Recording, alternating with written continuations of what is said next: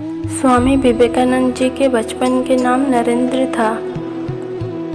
1884 में स्वामी विवेकानंद के पिताजी का देहांत हुआ और उनके जाते ही घर की स्थिति खराब हो गई थी। जिन लोगों से उनके पिता ने कर्ज लिया था वो बार बार घर पर पैसे मांगने आने लगे और उनके पैसे चुकाने में घर की सारी पूंजी चली गई। उनकी चाची ने उनके परिवार को घर से अलग कर दिया। अब 7 सदस्यों के परिवार के भार नरेंद्र के ऊपर आ पड़ा था। नरेंद्र उस समय लॉ के प्रथम वर्ष में थे। घर के परिस्थितियों को देखते हुए उन्होंने लॉ की पढ़ाई छोड़ दी और नौकरी की तलाश करने लगे।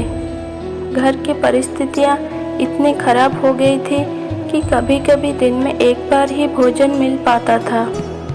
नरेंद्र दिन भर कंपनियों के और ऑफिसों के चक्कर लगाते थे ताकि एक नौकरी मिल सके, पर बहुत प्रयास करने पर भी कोई नौकरी नहीं मिली।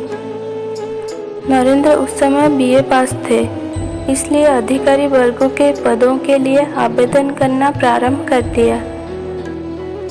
दिन भर भूखे प्यासे पैदल चलकर उन्होंने कई इंटरव्यू देने लगे, पर कहीं भी उनके एक भी नौकरी नहीं मिल सकी।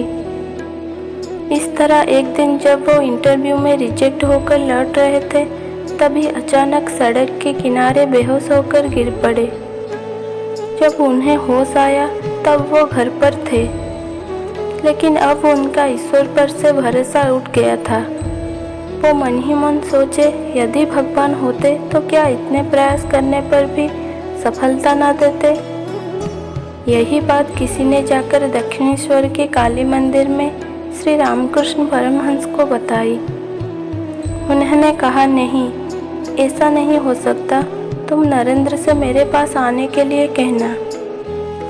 कुछ समय बाद नरेंद्र रामकृष्ण परमहंस के पास आए तो उन्होंने मंदिर में माँ काली की प्रतिमा के समक्ष जाकर कुछ मांगने के लिए कहा। नरेंद्र मंदिर में गए और ध्यानस्थ बैठकर आ गए। इस पर परमहंस जी ने पूछा, क्या मांगा? उन्होंने कहा, ज्ञान और भक्ति। परमहंस जी ने कहा, तुमने अपने परिवार की समस्या के बारे में क्यों कुछ नहीं मांगा? जाओ, फिर से जाओ और अपनी बात कहकर आओ। ऐसा 3 बार हुआ, पर यह पूछने पर कि उन्होंने क्या मांगा, एक ही जवाब मिलता था, ज्ञान और भक्ति। परमहंस जी ने कहा, तुम अपनी समस्या के बारे में क्यों कुछ नहीं मांगते? नरेंद्र ने उत्तर दिया, क्या ईश्वर से इतनी तुच्छ चीजें मांगू? परमहंस जी मुस्कुरा रहे थे और समझ चुके थे कि नरेंद्र का ईश्वर से विश्वास नहीं उठा है। वो निराश के कारण ऐसा बोल गया। यही नरेंद्र आगे चलकर स्वामी विवेकानंद हुए और शिकागो में दिए भाषण से सारे विश्व में विख्यात हुए। नरेंद्र जिस दौर से गुजरे वह दौर बहुतों के जीवन में आता है, पर ऐसा होने पर आप घबराए नहीं और निराश तो बिल्कुल भी ना हो। ईश्वर ने आपके लिए शायद कुछ और सोचा होगा। सोचिए, अगर स्वामी विवेकानंद को क्लर्क की नौकरी मिल जाती तो आज हम उन्हें इस रूप में नहीं जानते।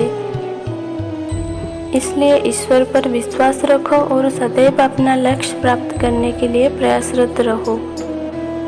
कर्मण्येवाधिकारस्तु मा फलेषु कदाचन।